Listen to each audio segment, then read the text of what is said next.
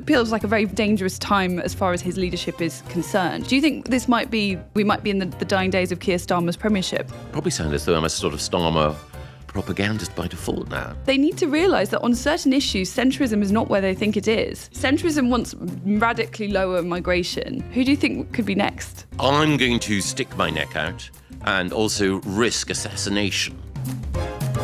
Hello and welcome to The Spectator's weekly podcast, Quite Right. I'm Michael Gove, editor of The Spectator. And I'm Madeline Grant, assistant editor and parliamentary sketchwriter. And this week, we'll be discussing Andy Burnham's thwarted ambition and whether or not Keir Starmer can survive. We'll also be discussing Suella Braverman's defection. Who could be next, and what does it mean for the future of the right? And we'll also be discussing desert island discs. What do Kemi Badenoch's choices mean? And what would we take to that bikini atoll with us? So over the weekend, it looked as if Andy Burnham, Manchester Metro Mayor, long-time rival of Keir Starmer, potentially had a route back into Parliament. But now it transpires that the National Executive Committee of Labour have blocked him from running in the by-election that could have seen him return to Westminster. So on the Labour NEC, you have people like Shabana Mahmood, but also Keir Starmer himself, who returned from important state business to vote against Burnham from running. If you had been Keir Starmer, would you have done as he did with Andy Burnham? Unhesitatingly. It's undeniably the case that Keir Starmer has incurred a greater degree of resentment from Andy Burnham, but he's already very firmly of the view that Andy Burnham is bent on running for the leadership and knifing Starmer in the front. So in order to thwart that eventuality, or at the very least to buy time, Starmer used his majority on the NEC to stop him. It is an act of weakness, but the alternative was to put aside, obviously, the short-term pain that accrues, but for two things to happen. If Andy Burnham won the by-election, then he would argue, and I think it would have been a closely fought contest, or will be a closely fought contest, that only he could have won. Only he can win nationally. The time for Starmer to go is coming. And also there was a risk that Labour strategists entertained that if he ran, the vacancy for Mayor of Greater Manchester would go to Reform, and that you would have had Zia Youssef as the Mayor of Greater Manchester enacting the sorts of policies that would have been a direct provocation to Labour, and also were doing a portent of the Red Wall, if you can still call it that, turning turquoise. When the by-election happens, and if it doesn't go to Labour, if it goes to Reform or the Greens, the level of antagonism towards Keir Starmer from within his party, which is already pretty great, I think will just be absolutely turbocharged. You already have people going on TV, backbench MPs, and saying things that are, really hostile. You don't normally see that. The kind of thing that people might say in a private briefing is now being voiced publicly on the airwaves. It may well be that Labour come fourth. Mm-hmm. It may well be that the Greens and Reform, and also George Galloway, who said that he's going to stand, divide the seat between them, and Labour are left fourth. I don't think that will happen, but it could be disastrous. Starmer, I think, is braced for the defeat of whoever the Labour candidate is in Gorton and Denton, and also braced for a slew of losses in the local elections. He doesn't have a very strong case that he's more charismatic or a more gifted communicator than Andy Burnham. He doesn't have the case that he's more charismatic or a more gifted communicator than Wes Streeting, or indeed almost anyone else who's been mooted. He's extremely good at taking control of the internal machinery of the party and stitching things up. That is his unique skill. Exactly. And again, the strongest argument he has is beware of the trauma and the bloodletting that would be unleashed by any change of leadership.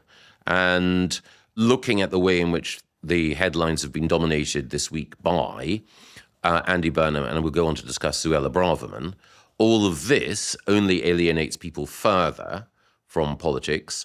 What they need to see is a focus on sober delivery. The problem, of course, with that is that there's not anything that Labour are delivering at the moment, No. which, drunk or sober, anyone would consider to be a great achievement. But, to paraphrase Sherlock Holmes, if you eliminate all the things that are impossible, the thing that is left, however implausible, is the case. And the thing that is implausible, but is still left to Keir Starmer, is the idea that a unified Labour government can return some of the calmness and purpose that people want to see in Whitehall. It seems the election will be happening quite soon, the by-election. It seems like Late Labour February. just wants to get, exactly. So they just want to get it out of the way ASAP. But not too long after that by-election, there will obviously be the locals, probably not going to end very well for Keir Starmer either. I mean, could this be, feels like a very dangerous time as far as his leadership is concerned. Do you think this might be, we might be in the dying days of Keir Starmer's premiership? Well, I think that it's certainly the case that you can't find many people in Westminster who are prepared to make a positive case for Starmer. And even those Labour people who were invested in his leadership find it hard to articulate it. And those who you might have thought would have been sympathetic to him are now looking very much to the future, whether that is Andy Burnham, Angela Rayner, Wes Streeting, or another. But leaders can survive for quite some time without enthusiasm behind them. So when Theresa May was Prime Minister, obviously she faced a catastrophic decline in confidence following the mishandling of the 2017 general election. I joined her cabinet at that point. She'd sacked me a year beforehand. What was striking is that the very first cabinet meeting that I attended after the general election had most of the people who'd been in the cabinet with her, Sajid Javid, Philip Hammond, people whom she had or her lieutenants had been criticising during the course of the campaign or before the campaign, all then criticising her. I felt sorry for her, that they were taking out their understandable but still, deeply felt frustrations on her. So you might have thought, well, she can't possibly survive this. But there were 2 more years of Theresa. Yes. I think for some people it seemed like longer. Didn't she at one point have to go to her own MPs and say, I will stand down at some later date, I promise, but Yes. not now, kind of thing? So she was like bartering for her short-term future. People can stay in power, prime ministers can stay in power for a period, particularly if there's no agreement. There was obviously eventually a strong wave behind Boris as the alternative, but if there's no agreement about a successor or the terms of succession, then they can stay. Again, I asked a Labour MP yesterday if he could think of something that happened only because of Starmer, that couldn't have happened if you had a different Labour leader. I asked the same thing of one of the people outside Parliament who's been supplying the Labour government with many of its ideas. They fought hard to think of anything that they thought that was distinctively Starmerite about this administration. But in the end, the 2 things that came up were Chagos and assisted dying. Which is that lawyerly underhandedness that is so familiar. It's the slavish devotion to the pronouncements of international bodies, even if it's completely non-binding and completely advisory and has no jurisdiction, but we must obey that.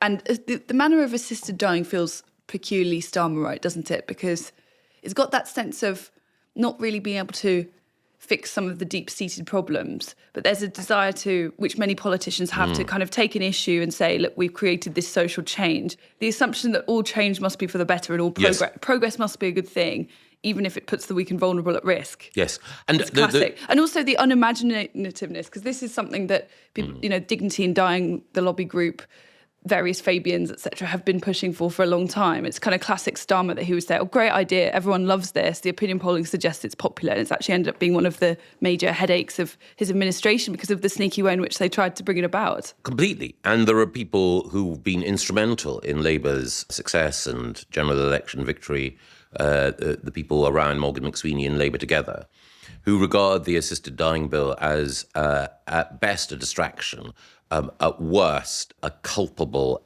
error to invest political capital in pushing. Yes. And also, whatever they originally thought of the Chagos deal, now regarded again as a misjudgment. So there are very few people who are there supporting him. One person who is, of course, is Richard Hermer, the Attorney General, Spectator Peer of the Year, because of his influence. He is the one member of the cabinet who has exclusive access to Keir Starmer. They meet once a week for a general chat. They're old pals.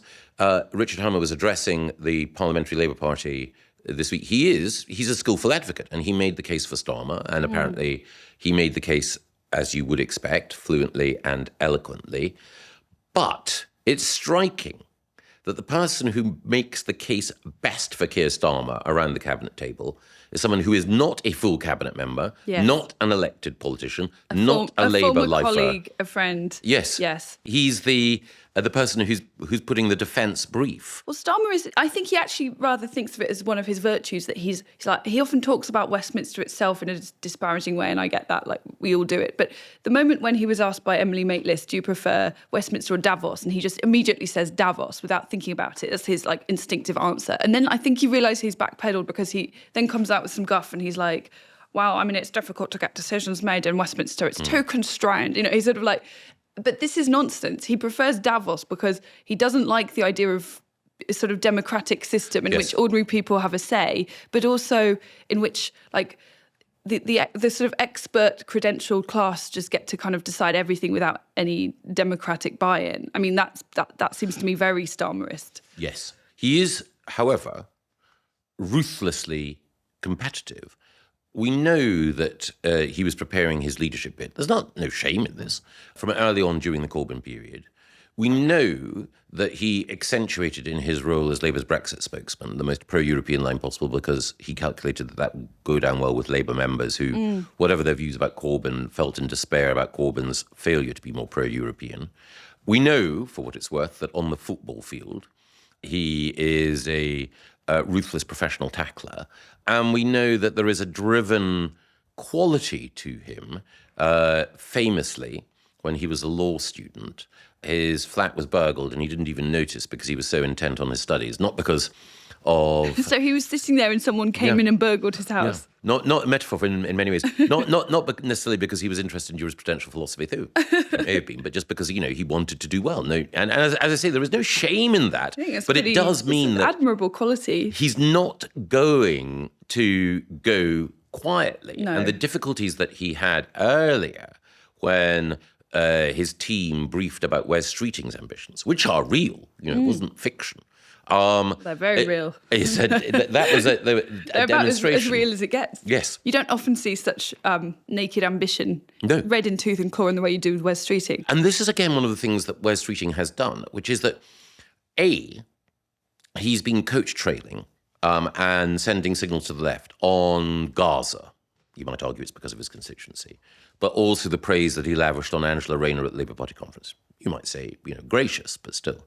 To the fact that he recently at a internal Labour event praised the traditions of the left and stressed how important it was to have a big tent. And also, taking a leaf out of Starmer's playbook, he and his associate Peter Kyle have been talking up membership of the customs union. I don't believe that they understand for a moment what that might involve and why, in and of itself, it's a foolish notion. But what it does do is it signals to the broad Labour membership, who are emotionally pro-European, that he is their man and the forward carrier of that flame. They're kind of polar opposites, Starmer and Streeting. Whereas Starmer is a kind of he thinks very little of politics. I think he thinks that he's above it and things should be decided by, committees of experts. I'm not saying Wes is some great sort of democratic crusader, but he's almost like an entirely political animal. Yes. He was he was a student politician, and then he became president of the NUS, and then went straight into Westminster politics. I think he's an intelligent guy, and he's one of the few cabinet ministers that can actually say, here are some achievements to my name. So I'm not trying to disparage his abilities, but it's just interesting to me. He's perhaps the most Westminstery of politicians. You couldn't even point to another job that he's had, really. No. Even a kind of blobby job. No. He reminds me in a way, funnily enough, of Harold Wilson. It is the case, not that I knew Harold Wilson personally, I'm not that old yet. But the comparison with Harold Wilson as a winner has been made by Starmer's friends of Starmer, and one of Starmer's friends in the cabinet, the underappreciated Nick Thomas-Simmons, who's written a biography of Harold Wilson, has made that. But the thing about Harold Wilson is that he was a sinuous manipulator of the different factions within Labour, and also a super smart technocrat. But one of the things is that the reforms to his name didn't, in the end, amount to a great deal. And one of the things that I'm picking up is that there is impatience amongst some of the sort of Blairites who would otherwise have been Wes fans, that Wes is wasting his opportunity in health, that his rhetoric against the junior doctors and the BMA is robust. His abolition of NHS England was smart, but that the fundamental theory of change that you need when you're leading a big public service like that doesn't exist, that it's an accumulation of smart, tactical moves, broadly in the right direction, but not a strategic, transformational vision. And in that, he is Harold Wilson-esque. The other thing which I think is there is that there will be a significant number of people in Labour who would think if Wes Streeting were to become leader, he's not our kind of guy, notwithstanding all the things he's been saying about the left. He's not really one of us on the soft left. So they would have supported Andy Burnham, were he around. They might support Angela Rayner if, as most people expect, she gets a clean bill of health from the HMRC and people think it was an honest mistake. You know, who knows what they will say. But the other thing is, if neither Burnham nor Rayner were available, then the soft left would push Ed Miliband to stand as the stop Streeting candidate. I wouldn't say they were particularly soft left if that's their plan. No, I probably sound as though I'm a sort of Starmer propagandist by default now. Well, I'm saying, if you're a supporter of the Conservative Party or any right-leaning party, the best outcome for you is that Starmer stays forever because he's so unpopular and he keeps digging holes and antagonising his own MPs by making them defend things that he later U-turns on. You know, it's slightly that kind of Boris curse that was familiar from that time where people have to go out and bat for the government on some horrifying issue and then 2 minutes later the rug has been pulled out from under their feet and it makes them mad because, you know, it wounds the vanity of politicians and that they cannot abide. Yes, that's true. There are two benefits of Ed Miliband becoming Prime Minister.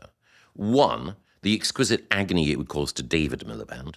And two, the fact that Aardvark Productions would enjoy Wallace and Gromit. Aardman. Aardman Productions would enjoy a cultural renaissance, a boost for British soft power. But I find it hard to imagine any other benefits. Well, it's quite bad doing the job that I do where you have to sketch Parliament. It does actually make you weirdly kind of apolitical in some ways because that's obviously I'm still political. I still have opinions, but you do slightly start to value MPs based on their comedy value to you rather than their abilities to govern the country. So you end up with a slightly kind of anarchic frame of mind where you're like, no, you mustn't sack Angela Rayner. I need her to stay because she's so funny.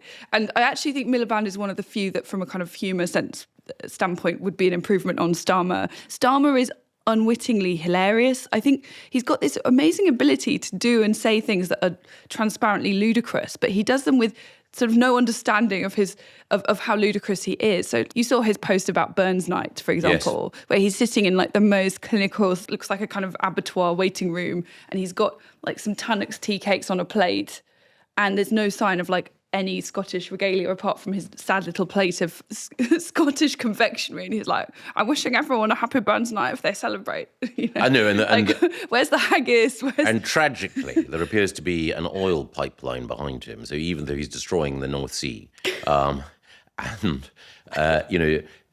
turning Aberdeen into Carthage with his energy policies. So it hasn't been a happy period for Keir Starmer.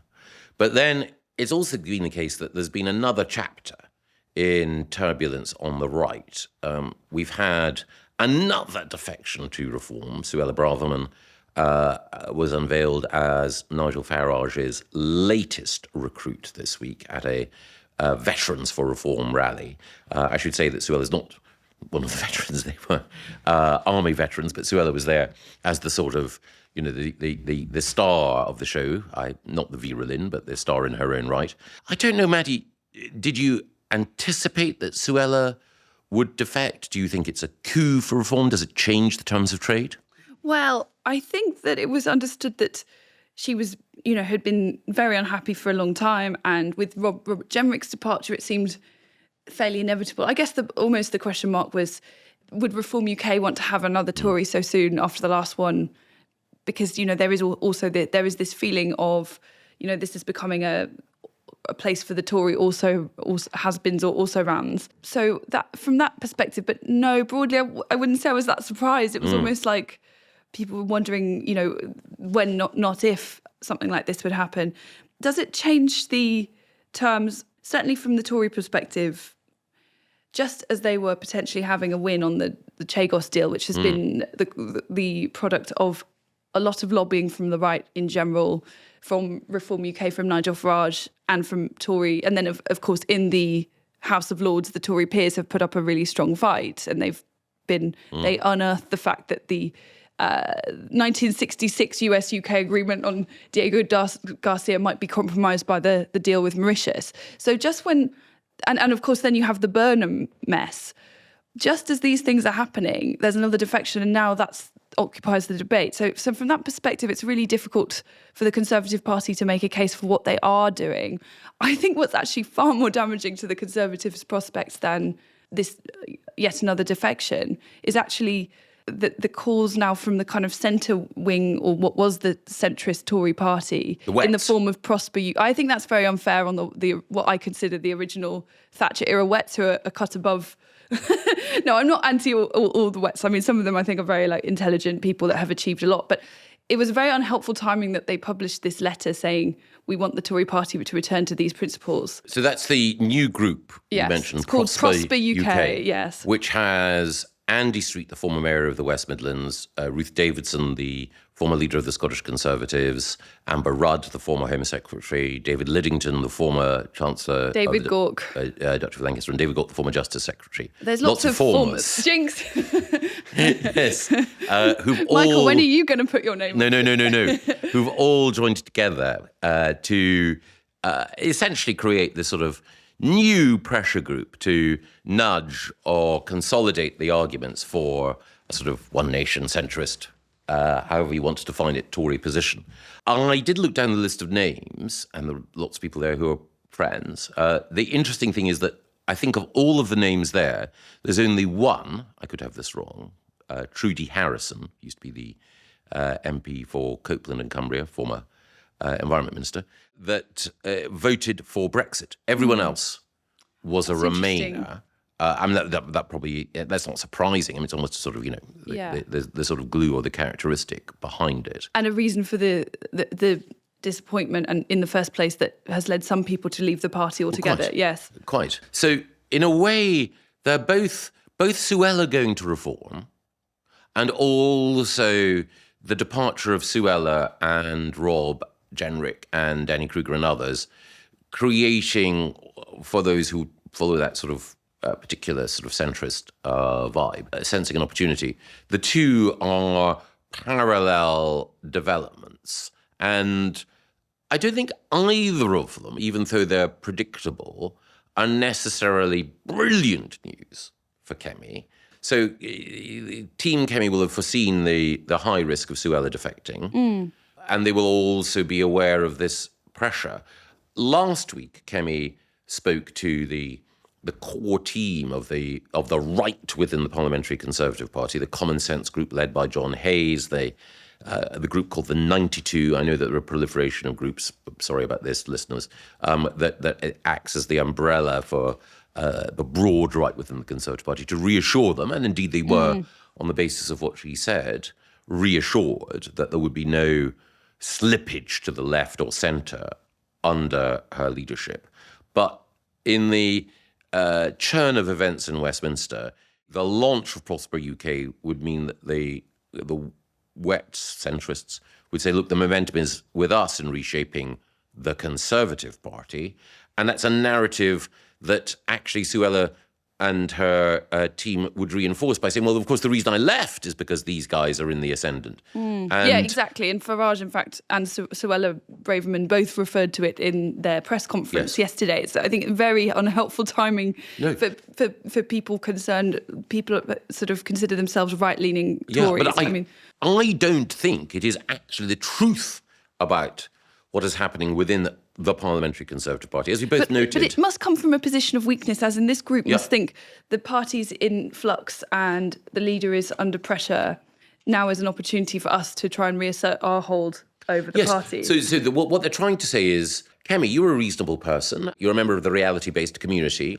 You must realise that the right are false friends and we're your real friends. Yeah.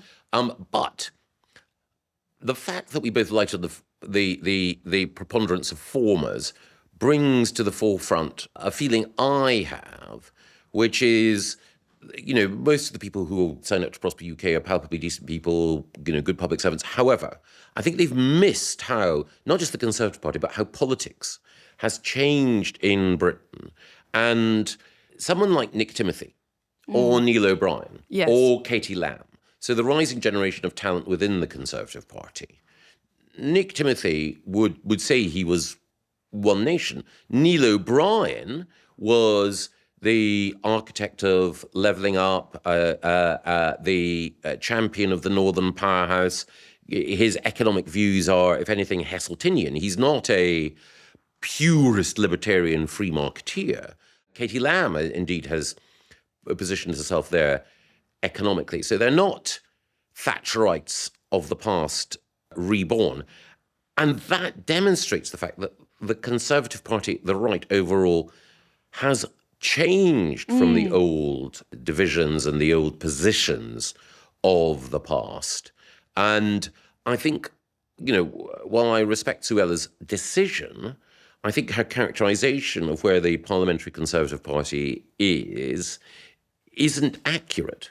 I think they handled it very badly, though, the Conservative Party. I mean, putting out that awful statement talking about Suella Braverman having mental health problems. I mean, what were they thinking? I mean, Reform UK did some terrible briefing around when they kicked out Rupert Lowe. They implied to reporters that he had dementia, which I think is, my father has dementia. I felt really personally offended that they would just use that as a kind of way to win an argument or something. But that kind of innuendo is actually very low and not befitting. Totally. Yeah. Totally. I mean, I worked with Suella and know her quite well, I think. I have a lot of respect and affection for Suella. She's often been unfairly stigmatised, caricatured. There is a thing about non-white women assuming right-wing positions. Kemi suffered from it, Priti Patel suffered from it, Suella has suffered from it as well.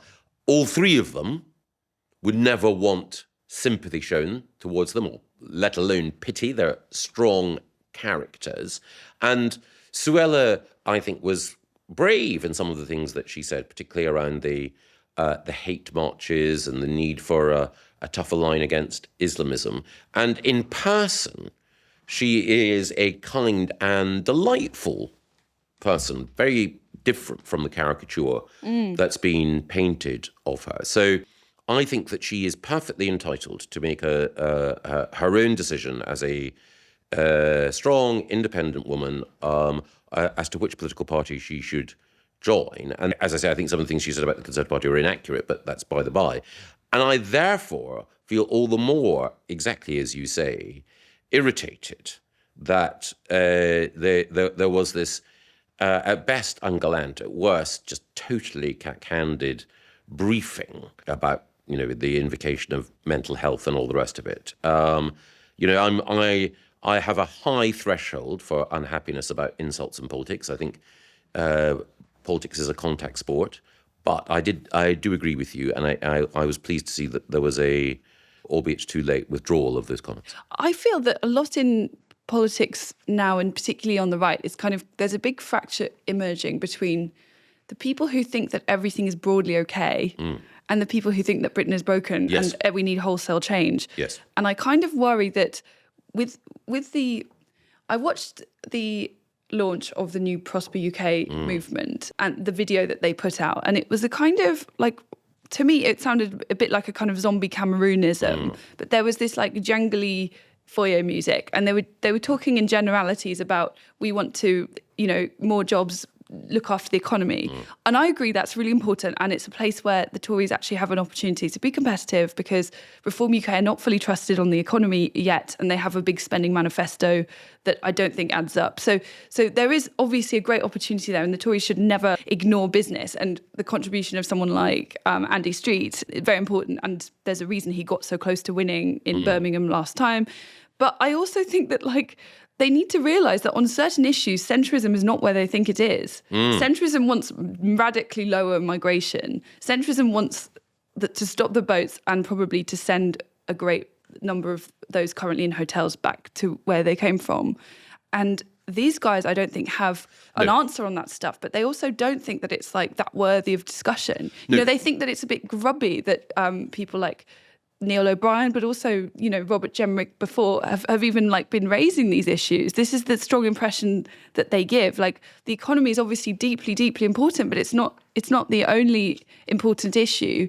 And when under their watch, a lot of the mistakes that led to actually very bad economic performance, like, you know, an insane energy policy, that happened under Theresa May. Like, that they've got their fingerprints all over this stuff. So, you know, net zero by 2050, etc. It's actually a real danger if the impression is given that if you are a right-leaning, small or large C, that these people are now the face of it. I feel like maybe Kemi Badenoch should try and do something to make it clear that this is a wing rather than a takeover of the party.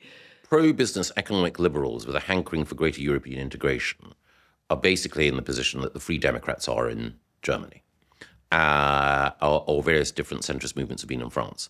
The electoral marketplace for that, however attractive it might be to, you know, smart people, is under 10%. That's not to say, exactly as you've pointed out, that a party of the right shouldn't be pro-enterprise, but unless it has answers on, or a position on, a range of other issues which are identifiably conservative, then it is unanchored. It risks becoming, to paraphrase David Goodhart, the party of anywheres, not somewheres. Now, there's an irony in that both Andy Street and Ruth Davidson very strongly have past political identities as somewheres. Andy Street is quintessentially an advocate for the West Midlands. Ruth Davidson is the preeminent advocate of Scottish unionism. But Andy Street, and I do respect him, you know, I think there's a reason that he did so well, even when the Tories were about as popular as Anthrax at the time. But I do feel that there's sometimes been a hesitation to talk about some of the problems in Birmingham. Yes. From Andy Street. Like the fact that we have this rampant sectarianism. Nick Timothy, who is another man who comes from the West Midlands, has really campaigned hard on the issue. And we saw with what he and others revealed about the Tel Aviv Maccabee West Midlands police decision, that we don't have policing without fear or favour, that policing in certain parts of the country is now done with recourse to the risk of some kind of vigilante mob violence, and in consultation with so-called community leaders. You know, it's objectively two-tier, and I do feel like, again, I've not heard much from these guys about that very serious problem. No, I think that is fair. I think that Andy saw it as his role to be optimistic about the West Midlands' future and Birmingham's potential. And he was a very effective mayor and very effective in links to the business community. Yes. But it is also the case that the social, the demographic, the sectarian challenges in Birmingham were not issues that he highlighted during his time as mayor. That may have been prudent, but it does mean that these problems, and I'm sure he would say that they're the fault of Birmingham Council rather than anything that he did, but these problems went unaddressed. And I think that, again, is part of the challenge, because another one of the challenges of our times is that, well, of course people want the economy to be firing on all cylinders. A narrow pro-business view also generates some concerns, because it was businesses' short-term advocacy of a relaxation of migration rules under the Conservatives that stoked the Boris wave and the anxiety about this issue, which became such a debilitating factor in Conservative popularity. The Tory response to the budget was considered to have been successful, and I think it was, because to a lot of people watching the response, it wasn't just about talking about how Rachel Reeves's numbers didn't add up and how the economy was manifestly getting worse, but they also did quite a lot of work into looking at how much you now have to be earning so that with the relaxation of the child benefit cap, it is actually worth going to work if you're a family with kids, for example. And it turns out to be quite a surprisingly and quite scarily high figure before it's actually worthwhile to not be on benefits. I think that spoke to a lot of people in Britain who work extremely hard, who may be kind of middle or kind of upper, but they're living in parts of the country where cost of living is so high that they don't feel rich, even if left-wing people would tell them that they're plutocratic on, 80 grand a year or whatever. And they're being absolutely rinsed by the tax system. And meanwhile, it's increasingly a viable route to not work, or to work a kind of, the minimum number of hours, the maximum number of hours you can do before you start to lose your universal credit entitlements. And I really felt that actually they were speaking for a particular group of people who were not really being represented by anyone else properly. And it's so important in politics that you have people that you're there for. You've got your kind of constituency, and every successful political movement in British history has had people that it was, you dance with the one that brung you. Quite. And I worry that that's a bit of a danger if there's too much of a overt pivot to the centre, that you end up being praised by, let's say, people who now vote Lib Dem or even Labour, but they won't vote for you. They still hate the Tories. Do you know what I mean? Yes, there is that. And of course, some of the people who celebrate Rob Jenrick or Suella Braverman joining Reform are false friends to Kemi Badenoch, and some of the projection onto the Conservative Party, or to what it should be, is a desire to have, in effect, controlled opposition. But I don't think that Kemi Badenoch is ever likely to submit to such a role herself. There have been a lot of defections just in the last 2 weeks, 3 MPs in 2 weeks. I mean, even if we can talk about the merits or demerits of the Tory reform positions, but just three MPs in 2 weeks just feels, to lose one parent, etc. Who do you think could be next? I'm going to stick my neck out and also risk assassination later this evening. I think that the number one suspect for defection at the moment is not Sir John Hayes, who is Suella and Rob Jenrick's friend, nor Sir Edward Lee, who is also a big Suella and Rob fan, and certainly not Jack Rankin or Katie Lamb or Lewis Cocking, who were the sort of, the young Turks behind Rob's leadership bid. I think it is Gavin Williamson. Gavin, the former chief whip, I think, has a fingertip feeling for power. And he has a taste for intrigue, obviously, but an aptitude for putting himself at the heart of events. And I think that the temptation to be at the heart of what Reform are doing will prove very great. From Gavin, if you're listening and this is absolutely not true, I can only apologise, and we'd be delighted to interview you as you explain why it is that you are backing Kemi 100%. Kemi Badenoch appeared on the BBC's Desert Island Discs, and unlike many politicians who've appeared on that show, I think it seems like she did actually choose the music herself. Amongst her choices, there's 2 songs from the musical Hamilton: Michael Jackson, Don't Stop Till You Get Enough, Be Still, performed by Aled Jones, and curiously, Love Is All Around by Wet, Wet, Wet. What did you make of her choices, first of all? I thought the choices were, as you say, authentically Kemi. I don't think that she focus grouped them or allowed her judgment to be driven by anyone else.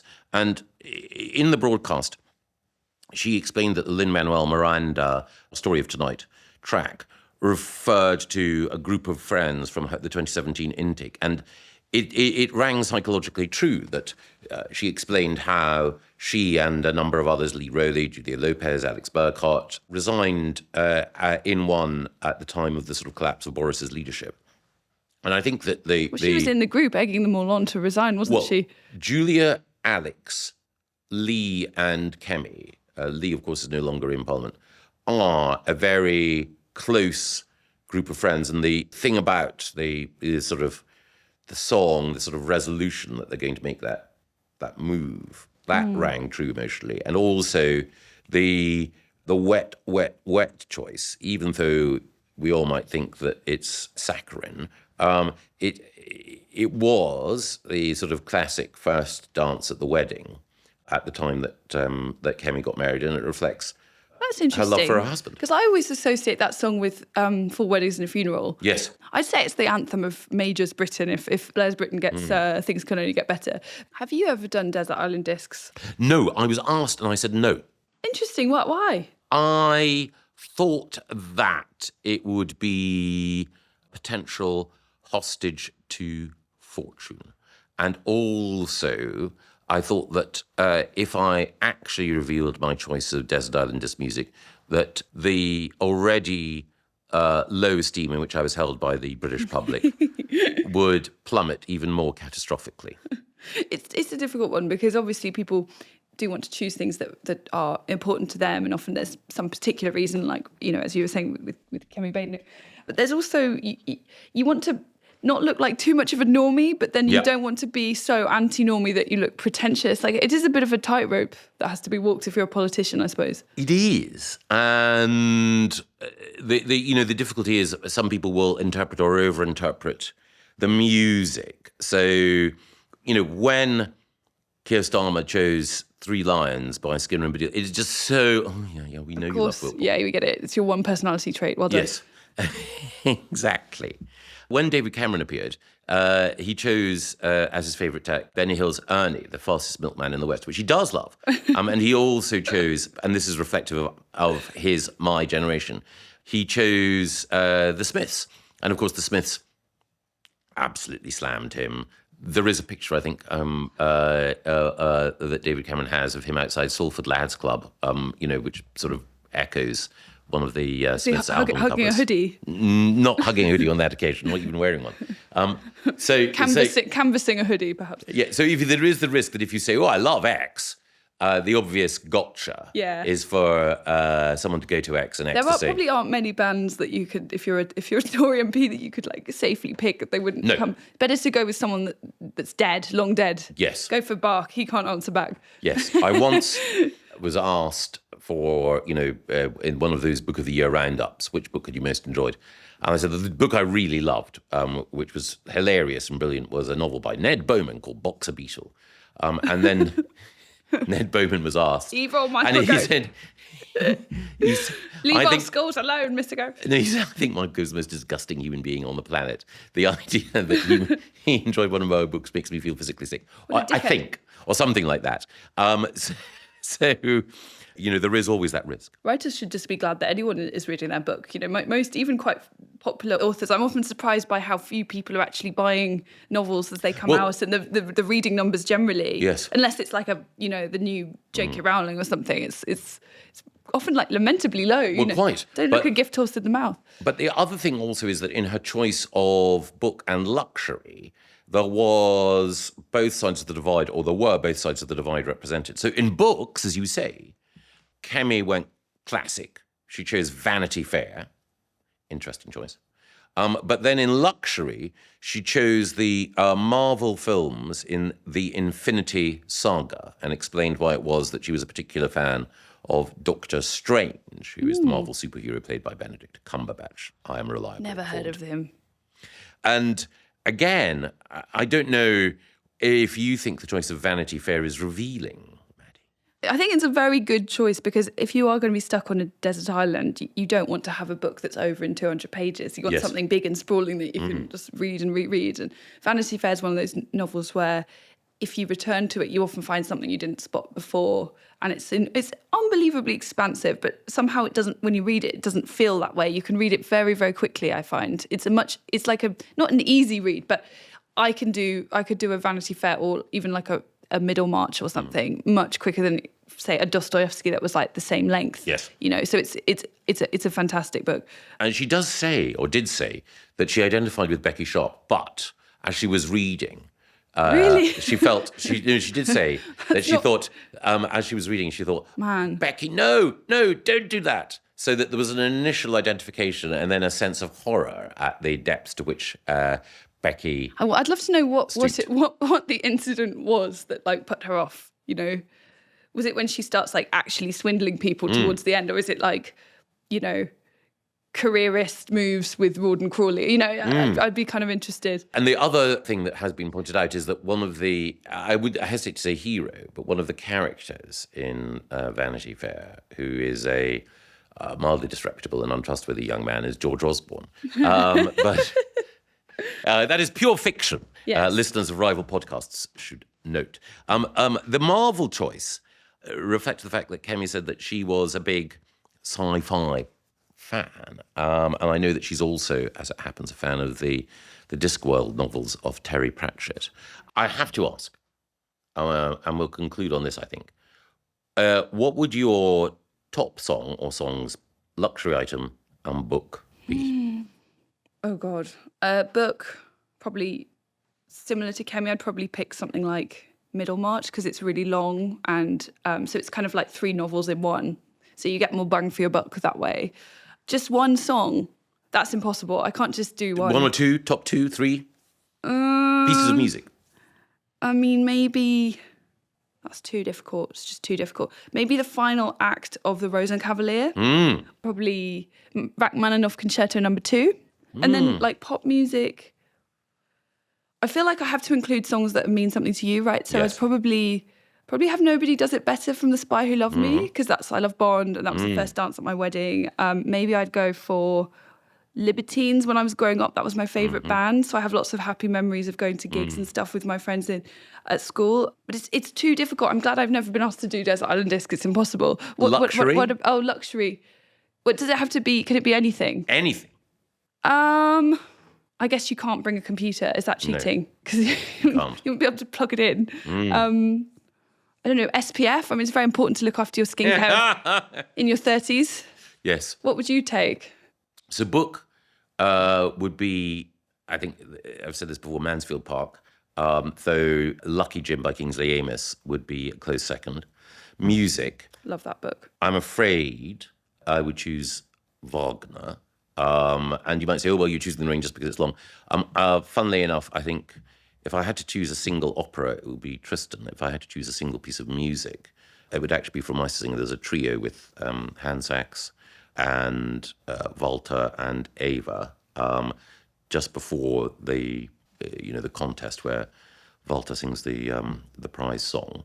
Then, in terms of pop music, I'm afraid I'm a child of my time, so it would be 80s Scottish and very possibly sort of stadium music. So Simple Minds, Blue Nile, something like that. Terrible, I know, sorry. Not terrible. Why is it terrible? And then my luxury. At least you didn't say the Proclaimers, so...